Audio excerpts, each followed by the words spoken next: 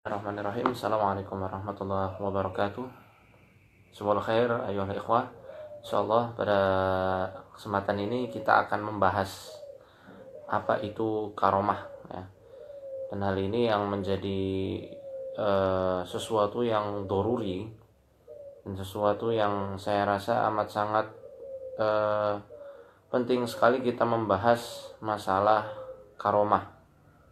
Karena banyak sekali ilmu-ilmu yang disandarkan yang katanya itu adalah bagian dari karomah para wali, karomah para kiai, atau karomah yang lain.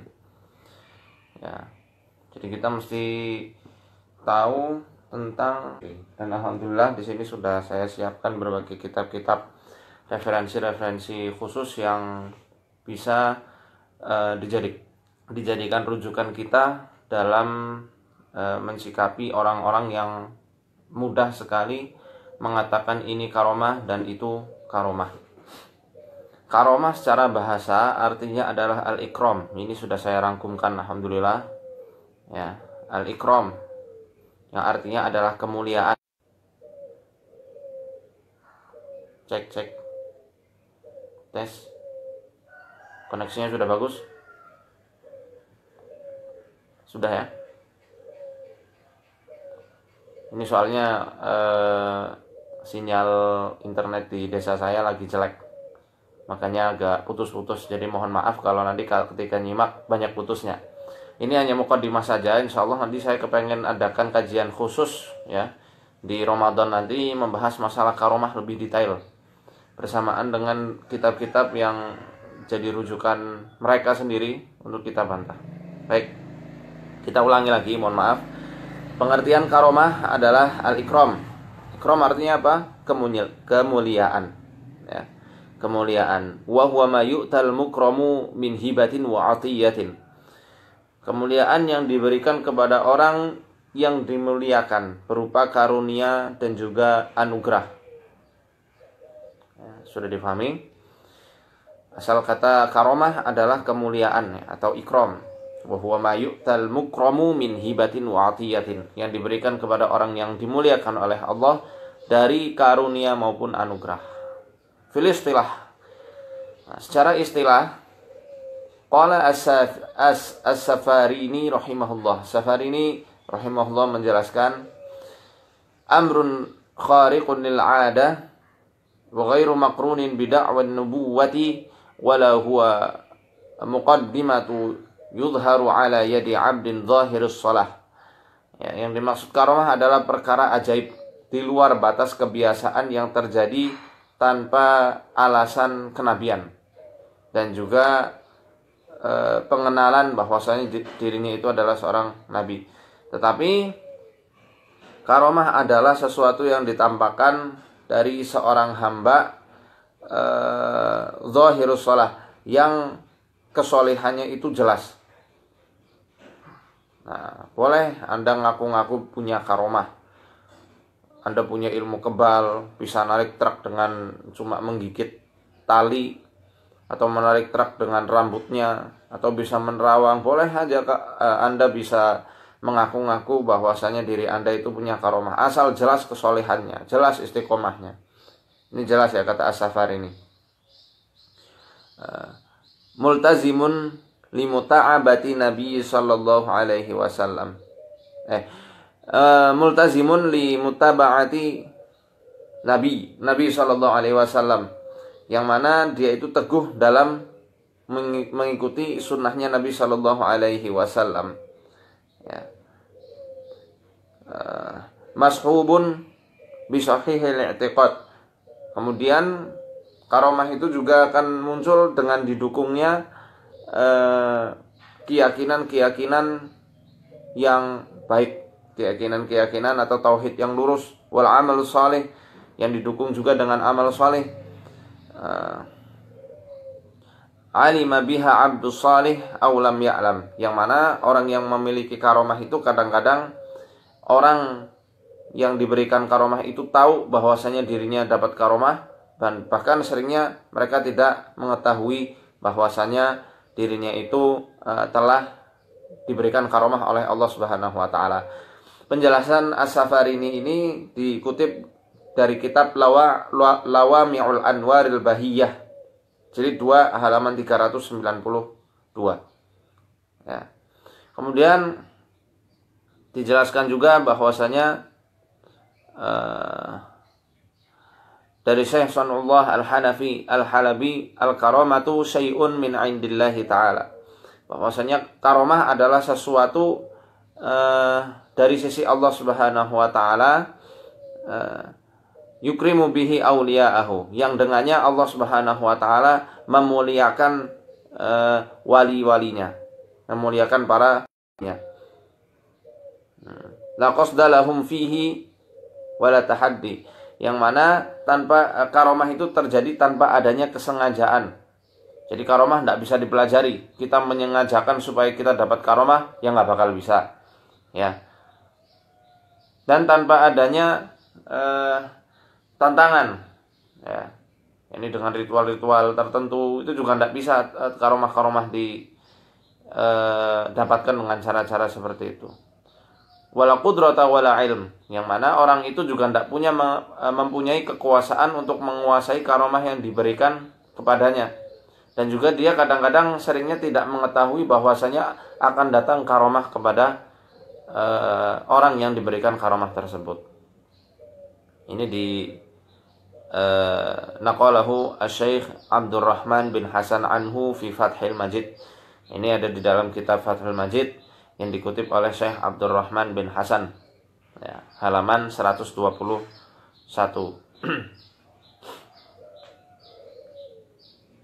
Qala Syekh Hafidh Hukmi fi ta'rifiha.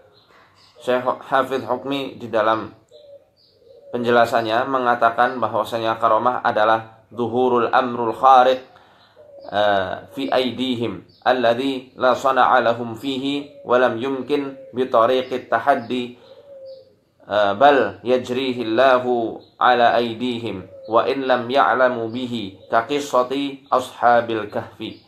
Jadi yang namanya karomah adalah penampakan suatu hal yang dahsyat dari tangan para wali tanpa adanya kemampuan mereka dalam menciptakan hal tersebut. Jadi para wali tidak bisa menciptakan karomah mereka sendiri.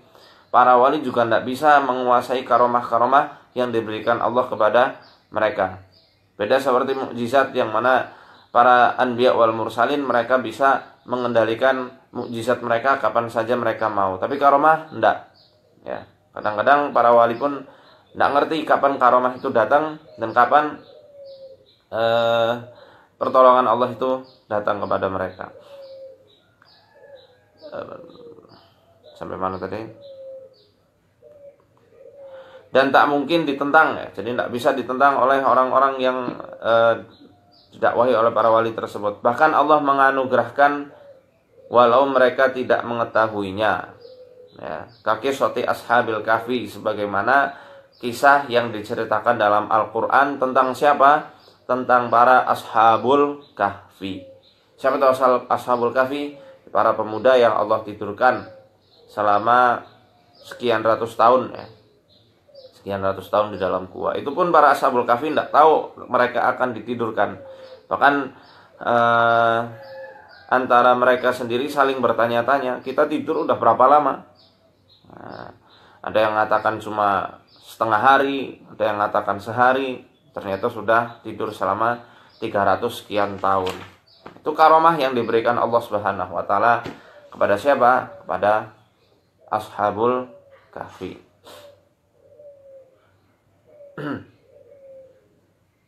Al-karamatu tab'un lil walayati wal awliya'u ja'alahumullahu ta'ala hum ahlul iman wat taqwa. Ya. Karamah ini akan menyertai kewalian seseorang. Dan yang namanya wali-wali Allah itu, para wali Allah adalah mereka yang benar-benar menjadi ahlul iman. Orang yang memiliki keimanan yang kokoh dan juga ketakwaannya kepada Allah Subhanahu wa taala. Sebagaimana yang Allah firmankan, ala inna awliya Allahi la khaufun wa la hum yahzanun. Ketahuilah bahwasanya para wali Allah itu tidak ada ketakutan dan juga tidak ada kesedihan bagi mereka. Alladzina amanu wa kanu yattaqun. Dan merekalah orang-orang yang beriman kepada Allah dan bertakwa kepadanya. Surat Yunus ayat 62 sampai 63. Ya. Qalul ladzi yu'tal karamatu huwal mawsufu bihadainil wasfaini al-iman wa taqwa. Ya. Allah Subhanahu wa taala mensifati para wali Allah, mensifati orang-orang yang diberikan karomah itu dengan dua jenis, dengan dua sifat, keimanan dan ketakwaan. Yang mana inilah yang akan membedakan mana orang-orang yang mendapatkan karomah dan mana orang yang mempraktekkan ilmu sihir. Ya. Jadi yang namanya karomah itu bukan didapatkan dari kecil atau dari keturunan. Kalau dari keturunan, dari kecil dia sudah mendapatkan karomah, dari kecil dia sudah mempunyai sesuatu yang di luar nalar manusia, di luar kemampuan manusia pada umumnya, maka ketahuilah bahwasanya itu bukan karomah tapi bisa jadi jin turunan. Atau orang-orang yang sekarang bilang itu anak-anak indigo. Karena anak-anak indigo di zamannya Nabi Shallallahu Alaihi Wasallam sudah pernah ada, ya.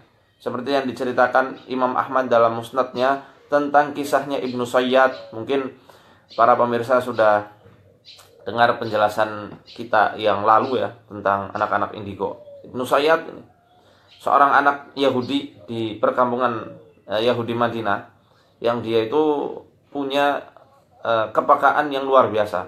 Bahkan dia bisa mempunyai kemampuan untuk meramal masa depan. Sehingga banyak sekali orang-orang yang melenceng akidahnya mendatangi Ibnu Sayyad menanyai apa yang akan terjadi padanya di akan datang. Sampai-sampai Rasul Shallallahu Alaihi Wasallam langsung mendatangi Ibnu Sayyad ini dan langsung mengetes Ibnu Sayyad. Dalam suatu riwayat dikatakan, apa yang kamu ketahui? Ya, Rasulullah saat itu berkata di dalam batinnya dukhon, tetapi Allah menutupi penglihatan Ibnu Sayyad dari melihat apa yang dikatakan Rasul di dalam hatinya, sehingga Ibnu Sayyad hanya mengatakan duh tanpa mengetahui kata yang jelas. Kemudian Rasul Shallallahu Alaihi Wasallam juga bertanya, Mada taro, apa yang kamu lihat?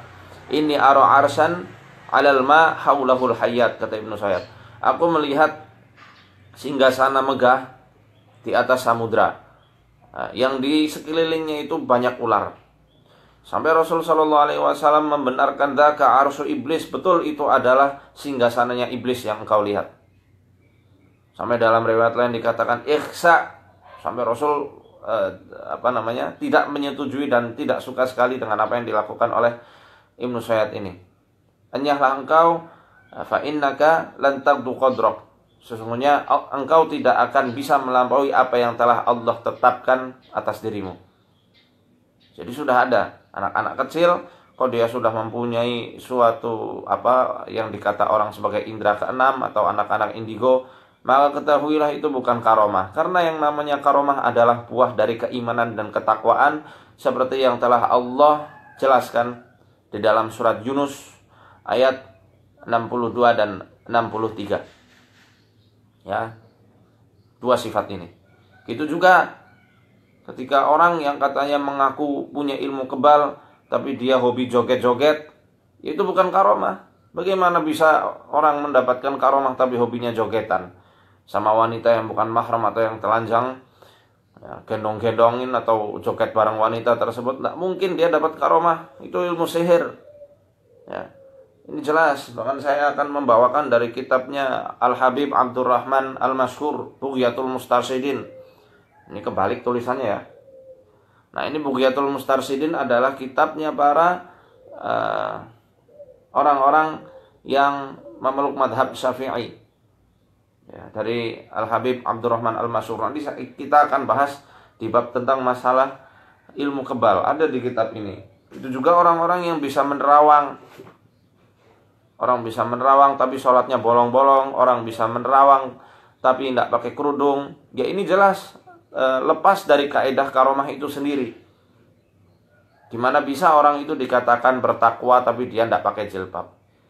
Loh, tapi kan orang yang pakai jilbab itu tidak mesti orang yang jahat. Betul. Orang yang pakai jilbab tidak mesti dia itu orang yang solihah. Tapi orang yang solihah sudah pasti dia itu pasti berjilbab. Tidak mungkin berjilbab.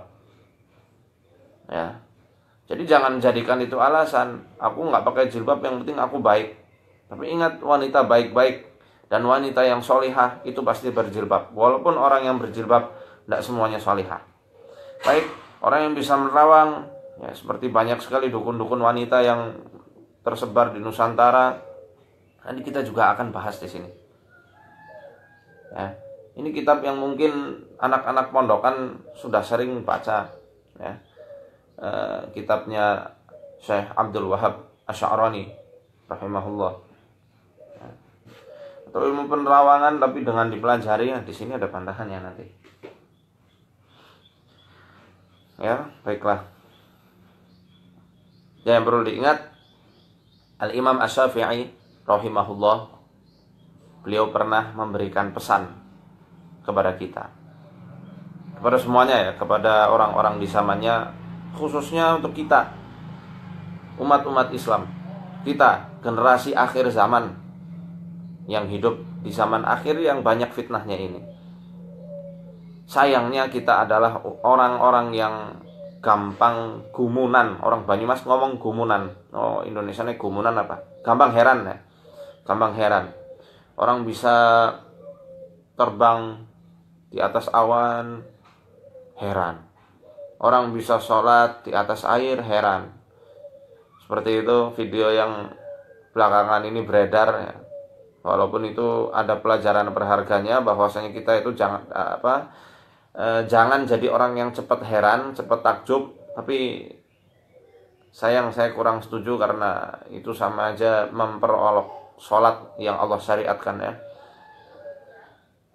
Nah, Imam Asy-Syafi'i di sini menjelaskan, "Lau ra'aitumur rajula yatiru fil hawa," apabila engkau melihat seorang laki-laki yang terbang di atas udara, ya.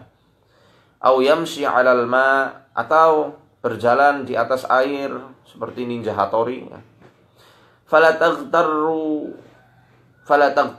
ya. Beliau mengatakan, fala taghtarru bihi, maka janganlah kamu tertipu dengan kemampuannya tersebut. Hatta tanzuru wuqufahu 'indal amri wan nahyi, sampai kamu benar-benar mengetahui, ya, sikapnya di dalam perintah yang Allah perintahkan dan juga larangan yang Allah larang. Dia itu istiqomah atau enggak, dia itu bagaimana agamanya. Ketika baik, mungkin itu karomah. Tapi kalau enggak, oh ya, jangan harap itu karomah. Nah, karena yang namanya khariqul adah, sesuatu yang luar biasa, ilmu-ilmu kesaktian, itu belum tentu laisa dalilan mustaqilan 'alal karomah. Bukanlah suatu petunjuk yang terang yang menunjukkan bahwasanya itu adalah karomah. Di sini dijelaskan, la yajuzu tasarru'u fil hukmi ala khariqil 'adah. Ini saya ada kitab bagus ini, saya pamerkan, ya. Saya kasih tahu supaya nanti bisa dijadikan rujukan juga. Judulnya Karomatul Aulia. Nah, halaman 182, tapi saya sudah rangkumkan di buku catatan saya. 182. Tidak boleh kita cepat-cepat menghukumi bahwasannya sesuatu yang luar biasa itu adalah suatu karomah. Hatta tu'lama istiqomatu sahibihi, ya, wa ada mutawasulihi ila amrin muharram. Sampai diketahui keistiqomahan si pemilik karomah tersebut. Dan diketahui juga bahwasanya dia itu tidak pernah berhubungan sama sekali dengan hal-hal yang Allah haramkan. Kalau betul demikian, insya Allah dia adalah seorang wali dan orang yang soleh, ya. Tapi kalau tidak, ya apa tadi? Penyihir, ya.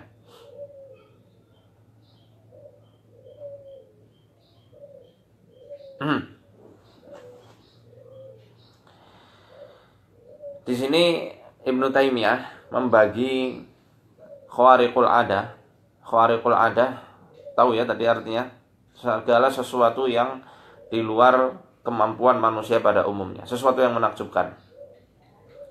Itu menjadi 3 hal. Yang pertama, idza hasalat bi ghairil asbabi syar'iyyah fahiya madmumatun. Apabila sesuatu yang luar biasa itu dicapai tanpa adanya sebab-sebab syar'i, tanpa adanya keistiqomahan, tanpa menjalankan apa-apa yang diwajibkan Allah, tanpa meninggalkan kemaksiatan, tiba-tiba dia mempunyai kelebihan yang di luar kebiasaan dan di luar nalar manusia, maka itu adalah sesuatu yang hina. Berarti itu adalah sihir atau jin turunan yang tadi sudah saya bahas. Kedua, wa in hasalat bil asbabi syar'iyyati lakinna ista'malat liyutawassala biha ila mahramin kanat madmumatun. Apabila dia dicapai dengan sebab-sebab yang syar'i, seperti misal pengen ilmu kebal, pengen bisa menerawang dengan zikir, dengan sholat tahajud, dengan puasa, tapi puasa itu tidak pernah disunahkan oleh Nabi. Kemudian sesuatu ini, kesaktian ini digunakan untuk hal-hal yang tercela atau digunakan untuk hal-hal yang haram, misal untuk menerawang pacarnya, ya. Nah, ini adalah sesuatu yang madmum, sesuatu yang hina, walaupun dicapai dengan sebab-sebab yang syar'i. Sebab-sebab yang syar'i pun itu nanti akhirnya malah menjadi sesuatu yang bid'ah atau yang di luar yang disunahkan oleh Nabi Shallallahu Alaihi Wasallam, seperti puasa pati geni, puasa muti, ya, atau puasa-puasa yang lainnya. Sholat hanya untuk ilmu lembu sekilan, sholat untuk bisa menguasai ajian Brojo Musti, ya, ini juga salah. Itu adalah sesuatu yang tidak dibenarkan. Wa amma in hasalat bisababi syar'iyyi wastu'ina bihi ala fi'lil amri syar'iyyi fahadihi khawariqul muqarrabin as-sabiqin. Ya. Apabila dicapai dengan sebab-sebab yang syar'i, dengan keistiqomahan dia, dengan dia itu menjauhi hal-hal yang haram, dengan dia itu melakukan segala sesuatu yang dapat mensucikan jiwanya, senantiasa tazkiyatun nafas, muhasabah diri, muraqabahnya kepada Allah itu bagus, ketawakalannya bagus, kemudian dia dapat sesuatu yang di luar kebiasaan atau kemampuan manusia pada umumnya, maka itulah yang namanya karomah, yang kemudian dengan kemampuan itu dia gunakan untuk melakukan perkara-perkara yang syar'i juga, untuk amar ma'ruf nahi mungkar, untuk mendakwahkan kepada orang-orang terpelosok tentang Islam. Maka ini adalah khawariq atau sesuatu yang dahsyat yang Allah anugerahkan kepada orang-orang yang didekatkan kepada Allah Subhanahu wa taala dari para salafun as-salih. Sampai sini bisa difahami ya. Insya Allah bisa difahami masalah ini. Kemudian kita akan membahas masalah ilmu kebal. Saya nggak akan lama-lama, khawatir nanti koneksinya langsung jelek. Nah, makanya kalau kepengen catatlah. Atau nanti insya Allah kan ini akan saya simpan ya. Jadi insya Allah nggak akan hilang. Ini tentang ilmu kebal. Ya. Bisa nanti Anda baca, bagi Anda yang mungkin dari pesantren atau sudah mempunyai ilmu alat untuk membaca kitab kuning, silahkan baca kitab Bughyatul Mustarsyidin. Ini kebalik tapi insya Allah seperti ini covernya. Ya. Kalau ini saya beli dari cetakannya Al-Haramain, cetakan Indonesia. Oke. Halaman 299. Ya. Di pojok di lembar kiri nanti bisa dilihat pada mas'alatun khawariqul adah, pada permasalahan khawariqul adah yang ada di halaman 298 pojok kanan paling bawah. Pojok kanan paling bawah, tapi pembahasannya ada di pojok kiri halaman 299. Di situ bisa Anda lihat penjelasan tentang ilmu kebal.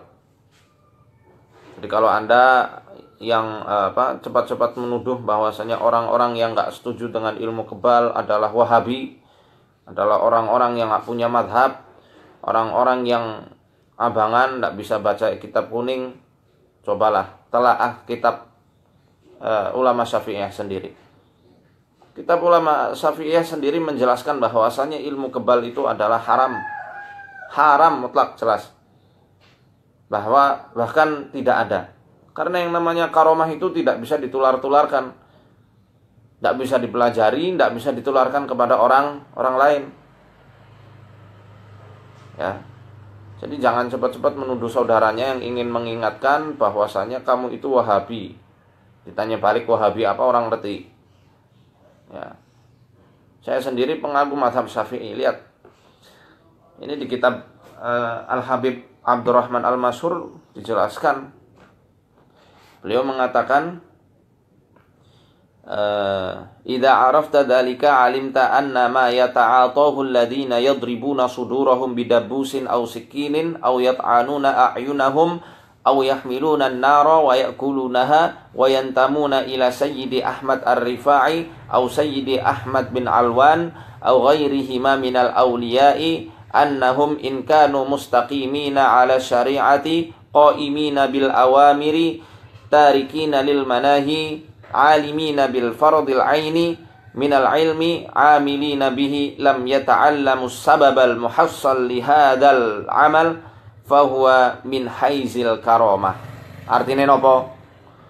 Nah, harus tahu. Apabila engkau mengetahui bahwasanya ini sebelumnya pembahasan masalah sihir ya, bahwasanya tolasim, jimat-jimat, menggunakan meminta tolong bekerja sama dengan bangsa jin, itu adalah perbuatan tukang sihir. Apabila engkau telah mengetahuinya, maka engkau akan mengetahui bahwasanya apa yang dilakukan orang-orang yang menyabetkan dada mereka dengan sikin, pisau, pedang, golok, au bidabbusin. Dabbus ini adalah artinya jarum ya, benda tajam semacam jarum. Jadi ilmu debus itu asal mulanya adalah dari bahasa Arab dabbus ya, jarum, semacam jarum kecil yang ditusuk-tusukkan, biasanya untuk pertunjukan. Au yata'anuna a'yunahum, atau mereka yang mencolok-colokan, menusuk-nusukkan mata mereka dengan benda tajam. Au yahmiluna an-nara wa ya'kulunaha, atau orang-orang yang membawa api, membawa obor, kemudian memakan api tersebut. Wa yantamuna ila Sayyidi Ahmad Ar-Rifa'i au Sayyidi Ahmad bin Alwan, kemudian mereka menisbatkan bahwasanya ilmu-ilmu tersebut adalah dari Sayyid Ahmad Ar-Rifa'i atau Sayyid Ahmad bin Alwan au ghairihima minal awliya, atau dari para wali-wali selain mereka berdua. Ya, annahum in kanu mustaqimina ala syariati, apabila mereka adalah orang-orang yang istiqomah dalam syariatnya Allah Subhanahu wa taala, qa'imina bil awamir, kemudian mereka menegakkan perintah-perintah Allah Subhanahu wa taala, mereka salat, mereka puasa, mereka zakat, mereka haji, mereka menutup aurat, mereka apalagi menjaga batasan-batasan dari orang-orang yang bukan mahramnya, ya. Tarikina lil manahi, mereka juga meninggalkan apa-apa yang Allah larang, tidak ikut joget-joget bersama penyanyi-penyanyi, biduan-biduan wanita yang masya Allah kekurangan bahan bajunya itu, ya. Alimina bil fardil aini, mereka juga mengetahui tentang kewajiban-kewajiban yang Allah wajibkan kepada mereka, ya. Amilina bihi, kemudian mereka melakukan, ya, mengamalkan apa-apa yang Allah wajibkan. Lam yata'allamus sabab, dan mereka tidak mempelajari sebab-sebab al-muhassal yang menjadikan mereka mendapatkan karomah tersebut. Ingat, di sini di garis bawahi ya. Al-Habib sendiri menjelaskan, Al-Habib Abdurrahman Al-Masyhur menjelaskan bahwasanya karomah tidak bisa dicapai dengan sebab-sebab yang tidak bisa dicapai dengan sebab-sebab atau ritual-ritual tertentu, tidak dengan puasa, tidak dengan zikir-zikir khusus, tidak dengan jurus-jurus tertentu, tidak dengan mantra-mantra tertentu, Di sini dijelaskan, ya. Lam yata'alamu sababal muhassal, tidak mempelajari sebab-sebab yang menjadikan dia itu mendapatkan karomah tersebut atau khariqul adah tersebut, fahuwa min haizil karomah, maka itu adalah salah satu dari bentuk karomah yang Allah anugerahkan kepadanya. Asal istiqomah, dia teguh di atas sunnahnya Nabi Shallallahu Alaihi Wasallam, dan lain-lainnya. Sampai di sini paham ya? Semoga difahami. Wa illa fahuwa min haizis sihri. Apabila hal tersebut tidak dilakukan, dia masih suka meninggalkan sholat, masih buka aurat, masih suka joget-jogetan, masih suka apa misalnya, meninggalkan puasa, suka ngomong jorok, yaitu bukan bagian dari karomahnya aulia. Itu adalah bagian dari siapa? Dari kedahsyatan-kedahsyatan yang biasanya dijumpai dari para tukang sihir atau dukun. Bisa dipahami ini? Baik, lanjut. Idil ijma'u mun'aqidun ala annal karamata la tudharu ala yadin fasiqin. Para ulama telah berijma' bahwasanya karomah itu tidak akan ditampakkan dari tangan orang-orang yang fasik. Ya. Karomah tidak akan tampak dari orang-orang yang fasik. Wa annaha la tuhsalu bi ta'allumi aqwalin wa a'malin wa annama yudharu ala yadil fasiqi minal khawariqi minas sihril muhram. Ya. Sudah dijelaskan bahwasanya yang namanya karomah la tuhsol, tidak akan dicapai bi ta'allumi aqwalin wa a'malin, dengan mempelajari suatu mantra, perkataan-perkataan, jampi-jampi, bacaan-bacaan khusus, zikir-zikir khusus, atau a'malin wa a'malin, dan juga tidak dicapai dengan melakukan gerakan-gerakan khusus, jurus-jurus tertentu, tidak dengan bertapa, tidak juga karomah itu dicapai dengan melakukan jurus 1, jurus 2, jurus 3, jurus 10, jurus 100. Karomah tidak akan dicapai dengan hal-hal yang demikian. Wa anna ma yudharu 'alal yadil fasik, tetapi ketika sesuatu hal yang dahsyat itu kok muncul dari tangannya orang-orang yang fasik, maka itu adalah minal khawariqi minas sihril mahram. Salah satu bagian dari kedahsyatan atau hal-hal yang di luar kebiasaan manusia pada umumnya yang dilakukan oleh para tukang sihir yang diharamkan oleh Allah Subhanahu wa taala. Al-muhramu ta'allumahu wa ta'limahu. Ya, yang mana sihir itu jelas haram dipelajari dan haram juga untuk diajarkan kepada orang lain. Ya.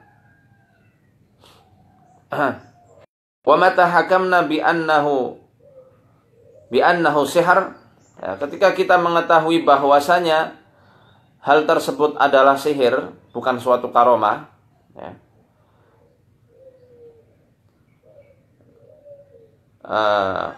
Harumat tafarruju alaihi idil qa'idatu anna tafarruja alal harami haramun. Maka diharamkan juga atas kita untuk mempelajari hal tersebut. Diharamkan juga atas kita untuk menceburkan diri dalam mempelajari hal-hal yang di luar kebiasaan manusia pada umumnya. Karena ada suatu kaidah yang mengatakan at-tafarruju fil harami haramun.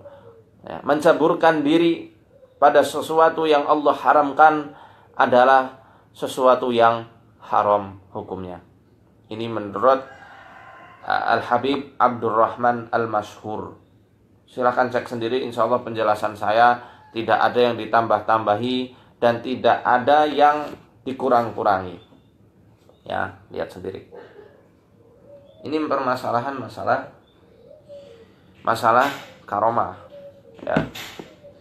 Kemudian di sini juga dijelaskan sesuatu hal yang mendukung bahwasanya karomah itu adalah sesuatu yang hendaknya ditutupin, bukan untuk dipamer-pamerkan atau dijadikan pertunjukan.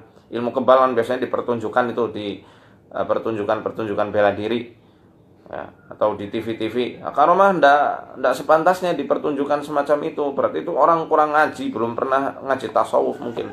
Ini bisa dilihat dalam kitab Jami'ul Ushul fil Auliya. Ini kitabnya orang-orang tarekat Naqsabandi. Ya, kitab-kitabnya orang tarekat Naqsabandiyah. Bisa nanti antum cek sendiri. Halaman 60. Halaman 60. Bayanul Karomah. Tentang penjelasan karomah. Ya.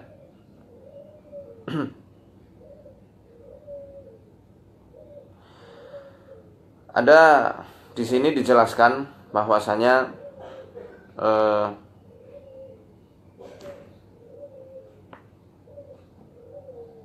karomah itu tidak bisa diminta, tidak bisa dipelajari, dan orang-orang yang mempelajari hal tersebut dibilangnya seorang pendusta dan penipu. Apalagi orang-orang yang sengaja mempertontonkan hal tersebut. Sebentar. Ma yudharu 'alal abdani min mantayil arda wal masyu 'alal ma' wa ghairu dzalika mimma la yajri tahta hukmil 'adah wa li hadhihi al fadail faman talabaha min ghairi waqtiha wa qallama yusiru 'alaihi la yu'taha wa 'alal jumlati la yu'taha man talabaha wala man tahaddatsahu nafsuhu bihi wasta'mala nafsuhu fi talabiha. Ya. Telah dijelaskan bahwasannya yang namanya karomah itu tidak akan diberikan kepada orang-orang yang ngotot pengen mendapatkan karomah tersebut, dan tidak juga kepada orang-orang yang selalu menjadikan dirinya itu untuk mendapatkan karomah tersebut. Wasta'mala nafsahu fi talabiha, yang kemudian dia itu menggunakan jiwa raganya untuk mendapatkan karomah tersebut. Innama yu'taha 'abdun la yara nafsahu wala 'amalahu wa huwa mashghulun bimahabbatillah. Nah, tetapi yang namanya karomah itu akan diberikan kepada seorang hamba yang hamba tersebut sama sekali tidak mempedulikan karomah itu akan diberikan kepadanya atau tidak, dan dia disibukkan kepada dengan mahabbahnya kepada Allah Subhanahu wa taala. Ya. Dan Asy-Syadzili di sini dijelaskan, wa qala Asy-Syadzili menjelaskan karamatullahi fi ridha tulhika 'anil masaibi ila yaumil liqa. Yang namanya karamah Allah Subhanahu wa taala adalah keridhaan yang Allah torehkan kepada hati seorang hamba, yang mana dengan keridhaan itu akan membuatmu lalai dari musibah-musibah yang ada di sekitarmu hingga hari engkau bertemu dengan Allah Subhanahu wa taala. Inilah karamah yang sesungguhnya, dengan keridhaan yang Allah pancarkan di dalam hati seseorang. Wa inna ma huna karamatani. Nah, di sini ada dua karomah fid dunya yang Allah anugerahkan kepada para walinya di dunia ini. Yang pertama adalah karomatul iman bi ziyadatil iqan. Karomah keimanan dengan bertambahnya keyakinan yang kokoh, keyakinan yang kuat di dalam hati. Wa karomatul amal. Yang kedua adalah dengan karomatul amal.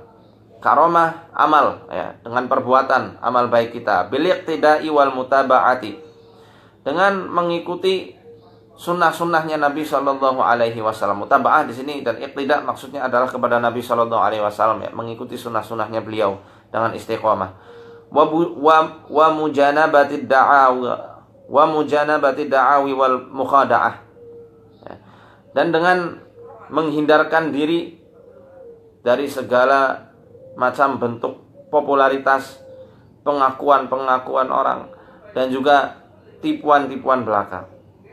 Faman u'tiha, barang siapa yang diberikan karomah, wa ja'ala yustaqu ila ghairiha, kemudian dia menjadikan orang lain itu hanya gemar untuk mencari karomah saja, ya, menjadikan orang lain itu kepengen berburu karomah, ya, fahuwa abdun muftirun kadzab, maka itu adalah seorang hamba penipu lagi pendusta.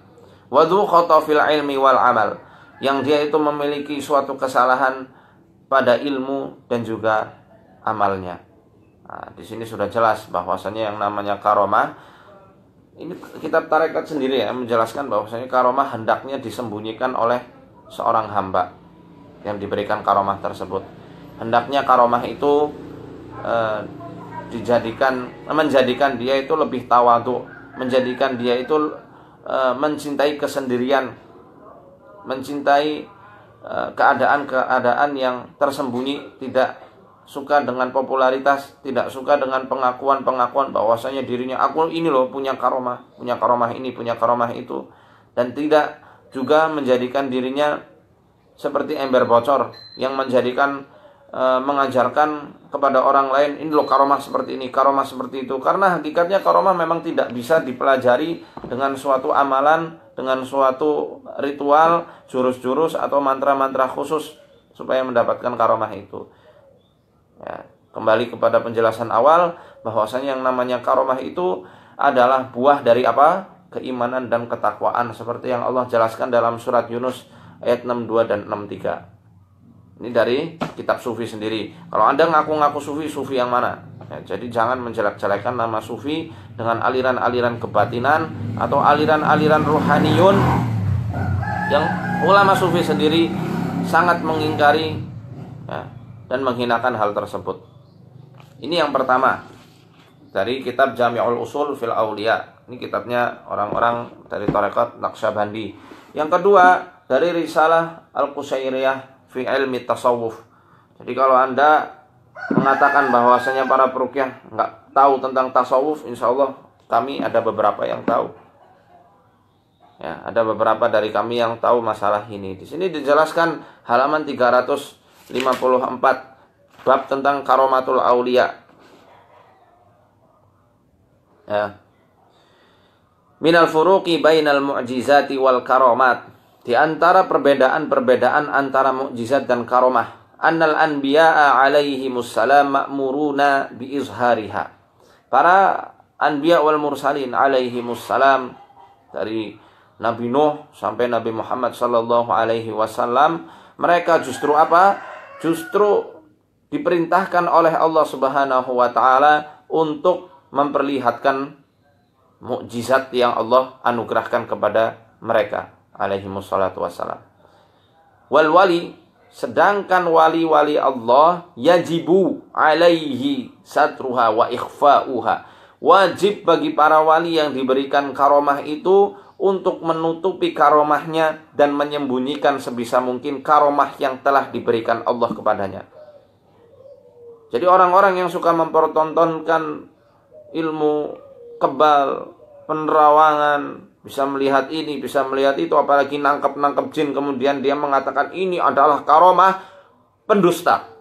Itu adalah orang-orang pendusta dan bagian dari para dukun-dukun terlaknat. Na'udzubillahi min dzalik.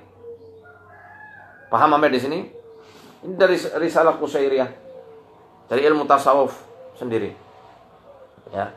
Halaman 354, bahwasanya karomah harus ditutup-tutupi dan harus disembunyikan sebisa mungkin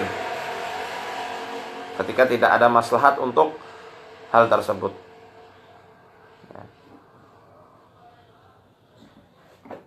Insya Allah bahasan lebih lanjut nanti akan saya sampaikan, karena ini masih kurang lengkap bahasan-bahasan ini, masih sangat kurang lengkap saya bilang, karena ada beberapa kitab-kitab lain yang akan saya bedah. Insya Allah nanti akan saya umumkan kapan kajian secara khususnya. Jadi jangan kajian live ya. Kalau bisa Anda kalau misalnya dekat di kota Purwokerto bisa langsung hadir saja nanti ketika kami umumkan kapan dan di mana kajiannya akan kami langsungkan. Mengenai ilmu penerawangan yang katanya disebut-sebut itu adalah bagian dari ilmu hikmah, ilmu sufi, itu ilmu apapun itulah, wallahu a'lam. Bisa dilihat dalam kitab Al-Minnah Husaniyah. Ini kitab ulama sufi besar di Mesir, Syekh Abdul Wahab Asy'arani. Insyaallah anak-anak pesantren salafiyah pada ngerti lah, dan nama itu bukan suatu nama yang asing baginya. Dan kitab ini pun bukan suatu kitab yang asing kalau misalnya sering belajar masalah akhlak dan adab, karena ini adalah kitab yang di dalamnya dituliskan tentang wasiat-wasiatnya Rasul sallallahu alaihi wasallam kepada Ali bin Abi Thalib radhiyallahu anhu. Cek nanti, ini kitab Al-Minnah Husaniyah cetakan Darul Kutub Al-Islamiyah Beirut. Nanti bisa dicek di halaman 42. Ini mungkin ada yang nggak terima, jadi silahkan. Saya mengatakan ini berdasarkan fakta ilmiah, bukan hanya omongan kosong, tapi ini fakta ilmiah. Silahkan cek aja kalau misal antum nggak terima, cek di kitab-kitab tasawuf atau yang membahas masalah karomah atau kitab-kitab tauhid. Dari berbagai sisi silahkan, dari berbagai manhaj. Ya. Halaman 42. Beliau mengatakan, wa man kushifa lahu amma yaf'aluhu an-nasu fi qu'uri buyutihim fa huwa kasfun syaitaniyyun yajibu alaihi taubatu minhu fawran. Barang siapa yang diberikan suatu kasyaf, dia itu bisa melihat apa yang dilakukan orang di celah-celah rumahnya, maka itu adalah kasyaf yang ditimbulkan para setan. Itu adalah penerawangan yang ditimbulkan oleh para setan. Yajibu alaihi taubatu minhu fawran, yang mana orang tersebut wajib hukumnya bertobat secepatnya juga dari kemampuannya itu. Kalau misal bagian penerawangan ini bukan dari setan, tidak mungkin Syekh Abdul Wahab Asy'arani, beliau ulama sufi besar, malah menyuruh bertobat kepada orang-orang yang mempunyai ilmu-ilmu penerawangan. Nah, jadi hati-hati untuk Anda sekalian yang pengen berobat. Kalau orang yang mengobati bisa menerawang, tinggalkan, karena itu adalah dukun, bukan ahli agama, bukan juga kiai, bukan habaib. Karena habaib, para kiai saya di kantor dulu tidak pernah mengajarkan ilmu-ilmu semacam ini, demi Allah. Bahkan ada peraturan yang sangat jelas di pesantren saya dulu, haram hukumnya bagi para santri untuk mempelajari ilmu-ilmu mujarobat. Di Al-Azhar pun juga saya tidak pernah mendapati para dosen, para masyayikh kami mengajarkan ilmu-ilmu penerawangan, ilmu kebal, ilmu jurus-jurus tertentu untuk mencapai suatu karomah, tidak pernah. Jadi semoga yang tadi sudah saya jelaskan, walaupun sedikit ya, bisa bermanfaat bagi kita semuanya, bisa menjadikan ilmu yang bermanfaat bagi kita, yang dengan ilmu itu bisa menggiring kita kepada amal yang Allah ridhoi, amal yang Allah jadikan amal itu kita ini bisa masuk surga dengan rahmat Allah melalui amal-amal tersebut. Amin amin ya rabbal alamin. Insyaallah tunggu saja kajian khususnya. Saya akan membedah khusus masalah praktek dukun putih yang berkedap karomah di kota Purwokerto. Insyaallah kapan waktunya, insyaallah nanti akan menyusul di Facebook, dan tentunya pembahasan yang lebih detail dan lebih khusus daripada bahasan live. Baik, bila taufiq wal hidayah, alafu minkum. Saya mohon maaf kalau ada sikap dan kata yang kurang berkenan. Assalamualaikum warahmatullahi wabarakatuh.